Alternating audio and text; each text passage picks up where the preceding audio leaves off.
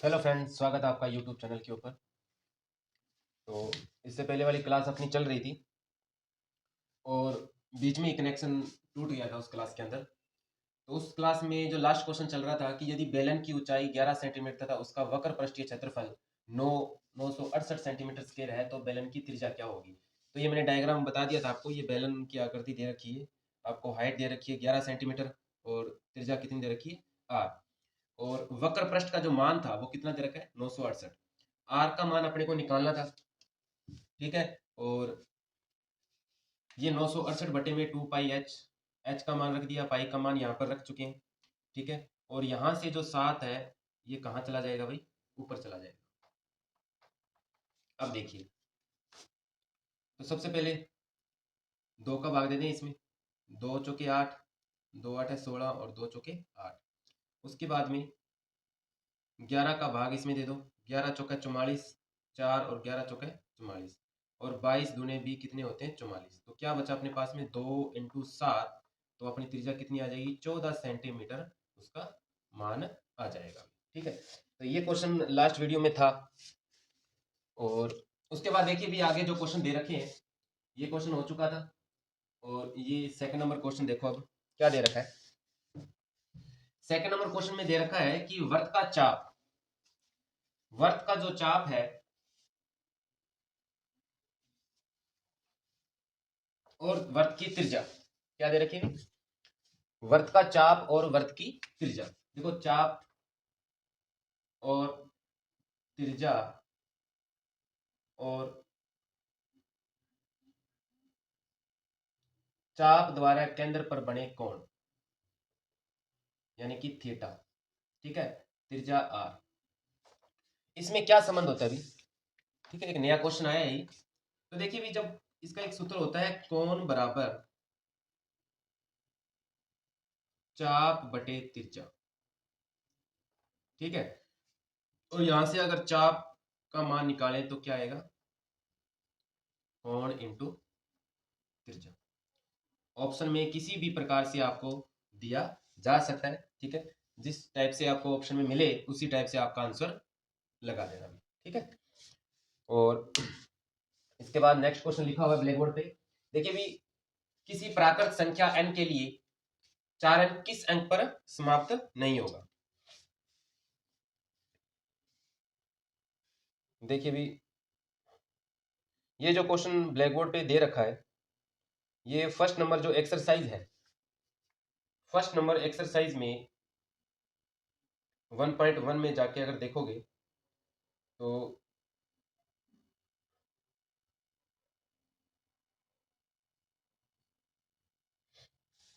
उसमें ये क्वेश्चन मिलेगा आपको कि किसी प्राकृत संख्या n के लिए 4n जो है वो किस अंक पर समाप्त नहीं हो सकता। 4n जो है वो किस पर समाप्त नहीं होगा।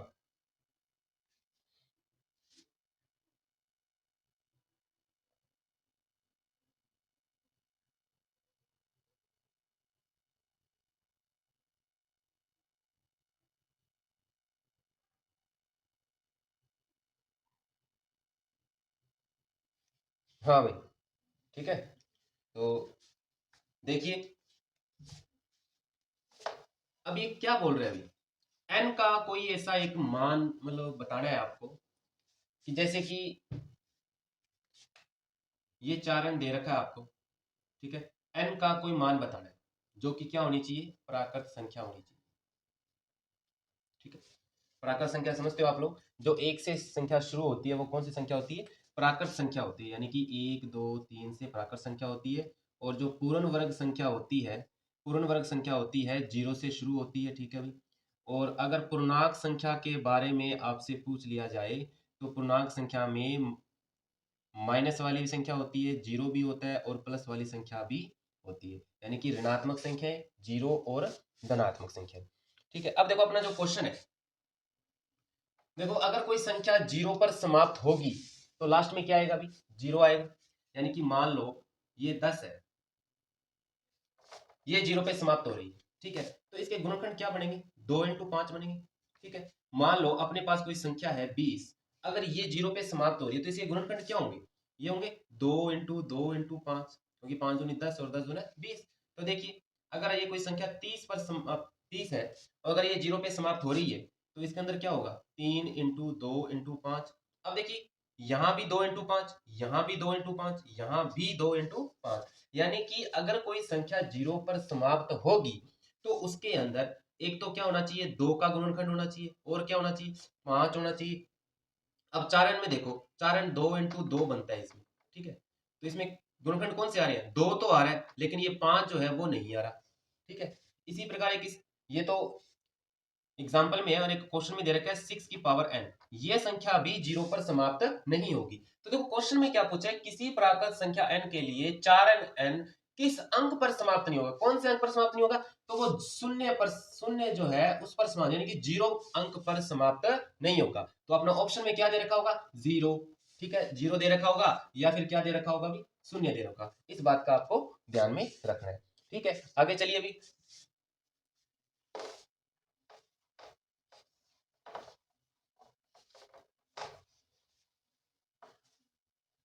आगे देखिए, आगे क्वेश्चन दिया हुआ है बंटन 5 9 x 4 का माध्य 7 है तो x का क्या निकालना है मान निकालना है। तो देखिए जब माध्य निकालते हैं तो मैंने आपको एक फार्मूला बताया था कि आंकड़ों का योग बटे आंकड़ों की संख्या या प्रेक्षणों का योग बटे प्रेक्षणों की संख्या। तो देखिए भी माध्य जो है दे रखा है 5 9 x प्लस 4, ठीक है, इसका माध्य दे रखा है 7। अब ये संख्या कैसे निकलोगे भी 1 2 3 4, 4 का भाग देंगे और माध्य इसने कितना दे रखा है माध्य दे रखा है 7। तो देखिए 7 बराबर 5 और 9 कितने होते हैं 14 और 4 18, 18 प्लस एक्स बटे 4, वजर गुणा अगर करेंगे तो कितना आएगा 18 प्लस एक्स बराबर 7 चौके 28। तो x का मान कैसे निकालोगे 28 माइनस 18, तो ये कितना आएगा भाई 10 आएगा। तो x का मान क्या आएगा यहाँ पर इसका 10 आंसर में आएगा, ठीक है। इस बात का आप ध्यान में रखोगे। और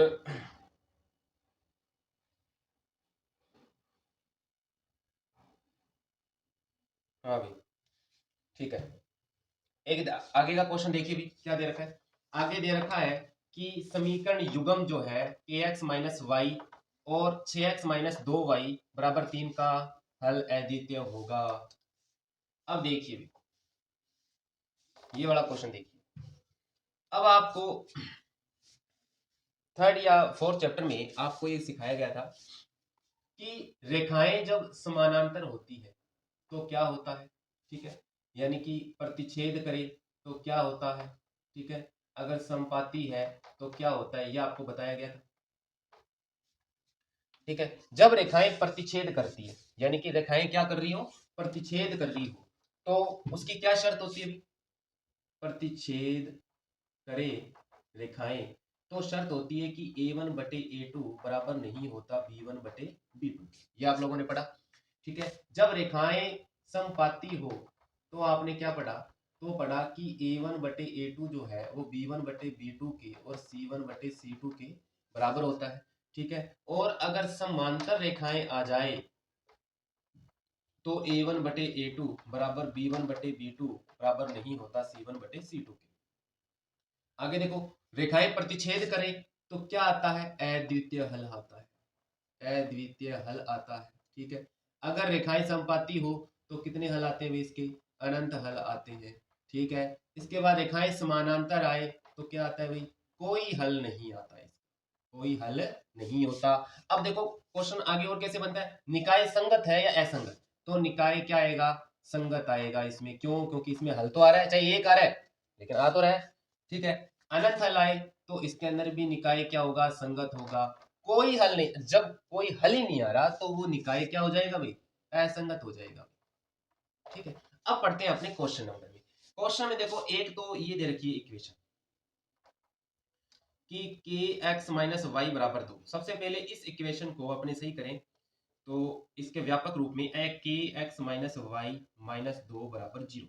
उसके बाद ये समीकरण दे रखी है कि 6x माइनस 2y बराबर 3।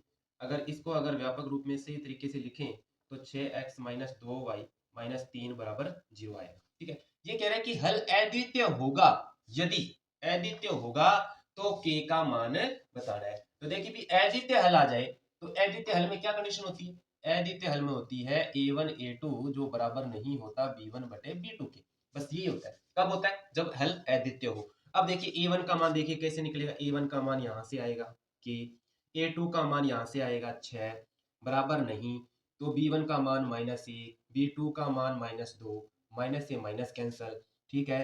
तो वजन गुणा अगर करेंगे तो एक बात आओ, तो ये आएगा 2 के बराबर नहीं किसके?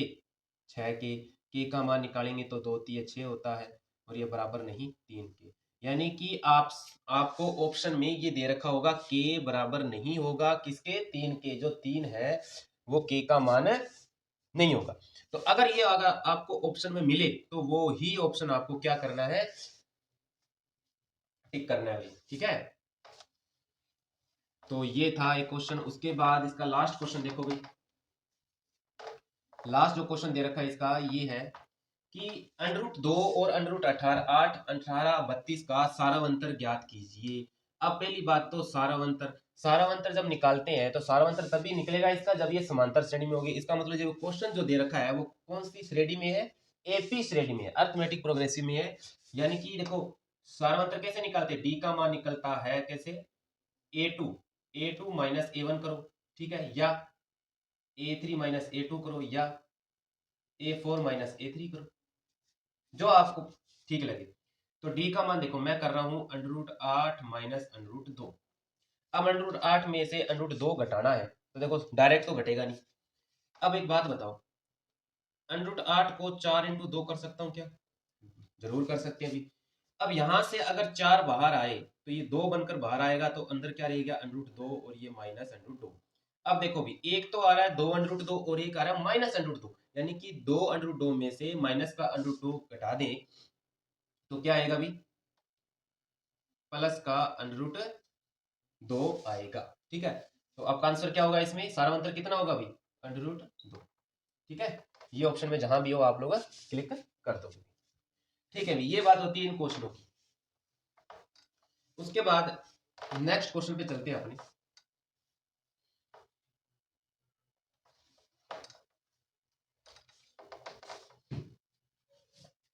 देखिए भी ये जो क्लासेज है वो वेरी इंपॉर्टेंट क्लासेज है और जितने भी क्वेश्चन यहाँ पर हो रहे हैं वो लगभग जितने भी बोर्ड है, जैसे मान लो आरबीसी बोर्ड है, सीबीएसई बोर्ड है, यूपी बोर्ड है, ठीक है, और अभी हाल ही में सीबीएसई बोर्ड के जो एग्जाम हुए उसमें मैथ का पेपर आपने लगभग देख लिया होगा, और जो यूपी बोर्ड में एग्जाम हो रहे हैं उसके भी क्वेश्चन है।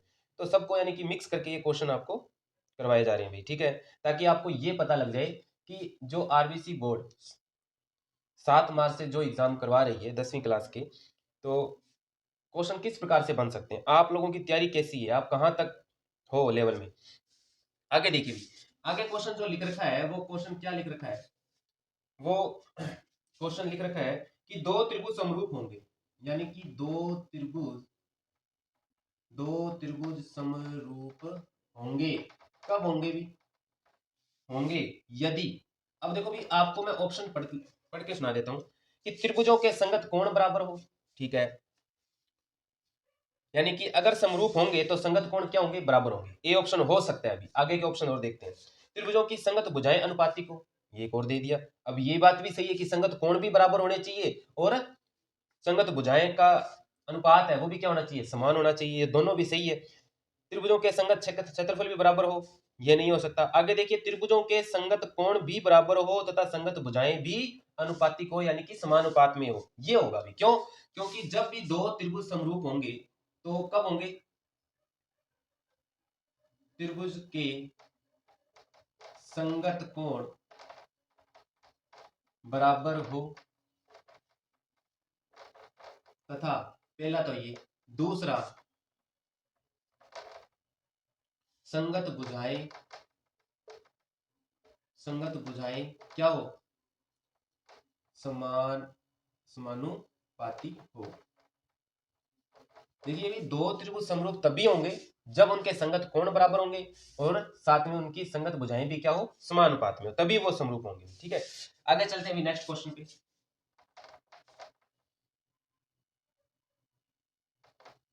यदि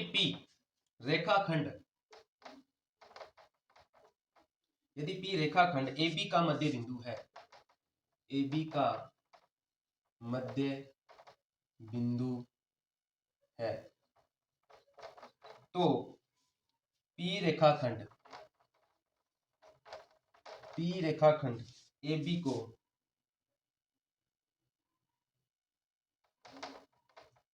को किस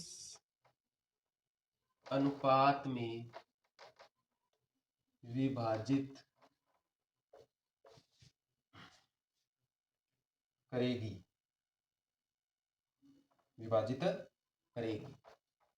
ठीक है। ऑप्शन में देखो आपको क्या दिया हुआ है, एक तो दिया हुआ ए, ब, स और दिया हुआ देखो भी 2:1, 1:2, 1:1, 2:3। देखिए भी मान लो पी रेखाखंड AB का मध्य बिंदु है, मान लो ये एक AB रेखाखंड है और इसका मध्य बिंदु क्या है, P है, जो कि क्या है, मध्य बिंदु है। और देखो भी क्वेश्चन देखो कितना शानदार क्वेश्चन है ये, कि AB का मध्य बिंदु P है। अब ये बताओ कि ये किस P जो बिंदु है वो किस अनुपात में, अपने कैसे लिखते हैं, M1:M2 लिखते हैं, यानी कि AP:BP, ठीक है। तो किस अनुपात में विभाजित करेगी, आपने क्वेश्चन किया होगा समत्रिभाजित करने पर उस बिंदु के निशान ज्ञात कीजिए, ठीक है। अब देखो ये बराबर बराबर पार्ट में यानी कि 1:1 में भाजित कर रही है भी, ठीक है। मान लो अगर AB रेखाखंड है वो 6 सेंटीमीटर है, तो बताइए AP कितना आएगा, AP आएगा 3 सेंटीमीटर और BP कितना आएगा, 3 सेंटीमीटर, ठीक है। तो इस प्रकार इस क्वेश्चन को सॉल्व कर लेंगे, ठीक है। आगे बढ़ते हैं भी, देखिए भी मेरे क्वेश्चन करवाने से बात नहीं बनेगी जब तक आप खुद अपने हाथ से प्रैक्टिस नहीं करोगे, ठीक है। अगर कोई चीज वीक है तो उसको बार बार कीजिए भी। आगे देखिए भी क्वेश्चन, आगे क्वेश्चन दिया हुआ है कौन सा, एक तो cos 60 + 1 और cos 60 डिग्री -1, ठीक है। और इसका क्या बताना भी, मान बताना। देखो भी कितना इजी सा प्रश्न दिया हुआ, इसका मान बताना। और आपको पता है cos 60 का मान कितना होता है भाई, cos 60 का मान कितना होता है, 1/2, ठीक है। देखिए भी 1/2 होता है किसका, एक cos 60 का, +1, नीचे क्या आएगा, cos 60 1/2 -1, ठीक है। तो देखिए 1/2 इसमें लघुत्तम लेंगे तो कितना आएगा, 2, 1, नीचे लघुत्तम लेंगे 2 तो 1 - 2, ये ऊपर कितना बना, 3/2, नीचे क्या बना, -1/2, 2 से 2 कैंसल, तो आंसर कितना आया भाई, -3 आएगा भाई, कितना आएगा भाई, -3। अब आगे देखिए भी, एक गोले और उसी त्रिज्या के, एक गोले और उसी त्रिज्या के अर्धगोले, त्रिज्या के अर्धगोले के आयतन का अनुपात,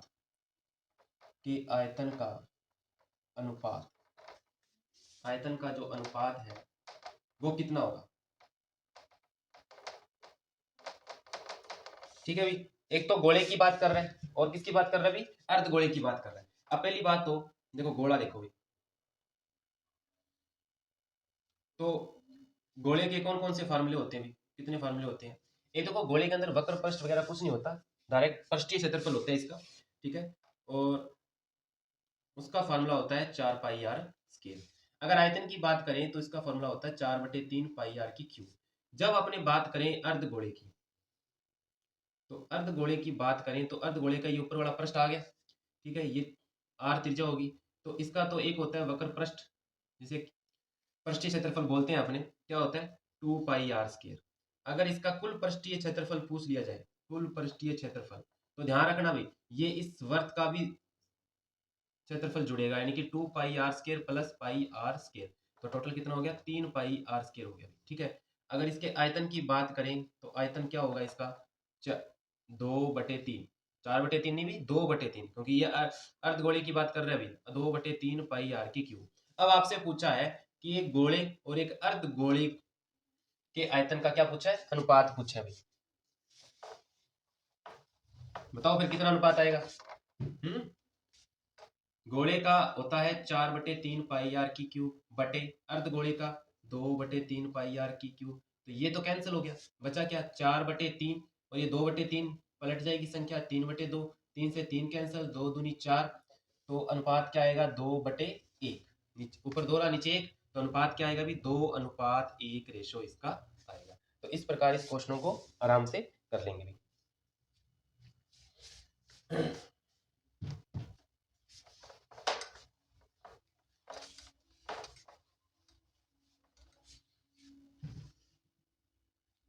आगे देखिए, बहुत अच्छा क्वेश्चन है। आर त्रिज्या खंड, सॉरी आर त्रिज्या, आर त्रिज्या के वर्त के, आर त्रिज्या के वर्त के एक त्रिज्या खंड का, एक त्रिज्या खंड का केंद्रीय कोण, केंद्रीय कोण थीटा है, तो त्रिज्या खंड का क्षेत्रफल, त्रिज्या खंड का क्षेत्रफल क्या होगा। देखिए अभी ये वर्त से संबंधित 12 नंबर चैप्टर जो दे रखा है आपके, सबसे पहले देखो भी अपने पढ़ते हैं त्रिज्या खंड क्या चीज होती है। पहले बात करते हैं अपने त्रिज्या खंड की।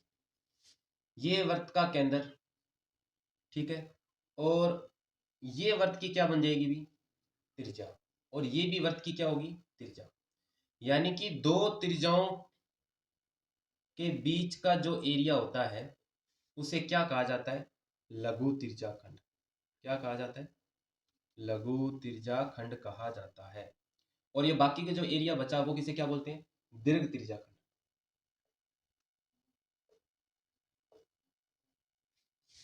ठीक है, अगर ये कोण कितना हो, थीटा हो, तो ये वाला कितना होगा 360 माइनस थीटा।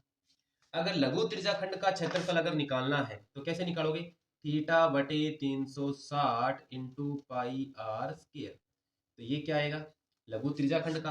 अगर दीर्घ त्रिज्या खंड का निकालें तो देखो ये वाला जो कोण कितना है 360 माइनस थीटा बटे 360 इंटू पाई आर स्क्वायर, ये किसका हो गया भाई दीर्घ त्रिज्या खंड का।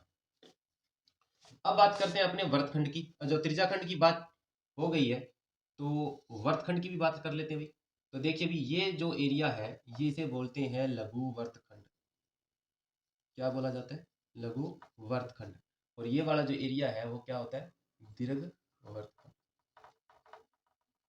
दीर्घ वर्तखंड होता है। ठीक है, अब देखो लघु वर्तखंड का क्षेत्रफल अगर निकालना है तो कैसे निकालोगे, ये केंद्र बिंदु हो गया, ये इसकी क्या होगी त्रिज्या ओ। तो देखिए भी ये वाला जो पार्ट है, यानी कि लघु वर्तखंड का क्षेत्रफल निकालने के लिए लघु त्रिज्याखंड का क्षेत्रफल माइनस त्रिभुज ओ ए बी का क्षेत्रफल, ये क्या कर दो इसमें से माइनस कर दो। ठीक है, और अगर दीर्घ वर्तखंड का क्षेत्रफल निकालना है तो आप लोग क्या करोगे, वर्त के क्षेत्रफल में से लघु वर्तखंड का क्या निकाल दोगे भी,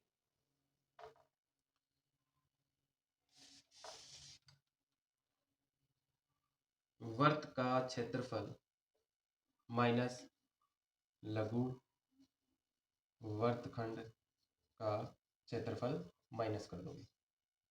ठीक है, इस प्रकार वर्तखंड और त्रिज्याखंड का क्षेत्रफल आराम से निकाल दीजिए। एक सूत्र एक और कि आपको चाप की लंबाई, अब चाप की लंबाई कैसे, अब देखो ये जो है यहां से लेकर यहां तक ए बी चाप, चाप की लंबाई का सूत्र, चाप की लंबाई का निकाले तो क्या क्या आएगा भी पाई आर थीटा बटे 180। अब एक बात ध्यान दो, ये जो है सर्किल ये पूरी परिधि है इसकी। ठीक है, अगर वैसे अगर इसका सूत्र बनाए तो इसे बोलते हैं लघु चाप। लघु चाप कौन सा, ए बी, चाप ए बी की बात कर रहा हूं। इस चाप की अगर लंबाई निकालनी है तो कैसे निकालोगे, थीटा बटे 360 इंटू 2 पाई आर। अब देखिए 2 से बढ़ा दे दो 180 आ गया, पाई आर थीटा बटे 180 हो गया। अगर आपसे पूछे कि दीर्घ चाप, दीर्घ चाप कौन सा, दीर्घ चाप है ये वाला चाप, यहां से ऐसे लेकर ये वाला, ये वाला चाप कौन सा हो गया दीर्घ चाप। दीर्घ चाप की अगर लंबाई पूछे तो आप कैसे निकालोगे भी, तो वो करोगे 360 माइनस थीटा बटे 360 इंटू 2 पाई आर। इस प्रकार आप लोग इसमें से चाप की लंबाई का सूत्र लगा दोगे। एक चीज और ध्यान रखना है, यदि आपको चाप की लंबाई और त्रिज्या दे रखा है, अगर त्रिज्या खंड का क्षेत्रफल निकालना है तो वो सूत्र कौन सा होता है, 1/2 LR, जो कि अभी हाफ ईयरली एग्जाम में आपसे पूछा गया था। ठीक है, जब आपको चाप की लंबाई और त्रिज्या दे रखी हो तो इस प्रकार अपने कर लेंगे। अब देखो अपने पास क्वेश्चन क्या था, क्वेश्चन ये था कि आर त्रिज्या के वर्त के एक त्रिज्या खंड का केंद्रीय कोण थीटा है, तो त्रिज्या खंड का क्षेत्रफल क्या होगा, त्रिज्या खंड का क्षेत्रफल क्या होगा। तो देखो भी त्रिज्या खंड का थीटा बटे 360 पाई आर स्क्वायर, यानी कि इसको क्या बोलते हैं, पाई आर स्क्वायर थीटा बटे 360। अगर ये ऑप्शन में दे रखा है तो ये क्लिक करोगे, अगर ये दे रखा है तो इसे क्लिक करोगे। ठीक है, अगर आपसे बोल दे लघु त्रिज्या खंड का, इस प्रकार से दे दे, और अगर आपसे पूछ ले कि दीर्घ त्रिज्या खंड का, तो अगर ये ऑप्शन में हो तो ये भी कर सकते हो। उस बात इतनी है कि इसमें 360 में से जो कोण है वो माइनस करना पड़ेगा। ठीक है, तो इस प्रकार ये क्वेश्चन हो जाएंगे। तो आज के लिए इतना ही, बाकी करेंगे नेक्स्ट क्लास के अंदर। और आपको क्लास कैसे लगी लाइक एंड शेयर जरूर कीजिएगा। और एग्ज़ाम हर एक दिन आपसे माइनस हो रहा है। ठीक है, आज का दिन गया जैसे एक दिन आज माइनस हो गया, तो आज तारीख होगी है 28 हो चुकी है, कल है 29, उसके बाद 6 दिन रहेंगे, 7 तारीख से आपके एग्ज़ाम स्टार्ट हो जाएंगे। ठीक है अभी, तो एग्ज़ाम का ध्यान रखते हुए आपका जो फर्स्ट पेपर है इंग्लिश का जो है उसकी भी तैयारी जारी कर दीजिए। ठीक है, ऐसे नहीं है कि एक ही सब्जेक्ट में, सारे सब्जेक्ट ही ओवरऑल आपके लिए महत्वपूर्ण है। ठीक है, आज के लिए इतना ही, थैंक यू।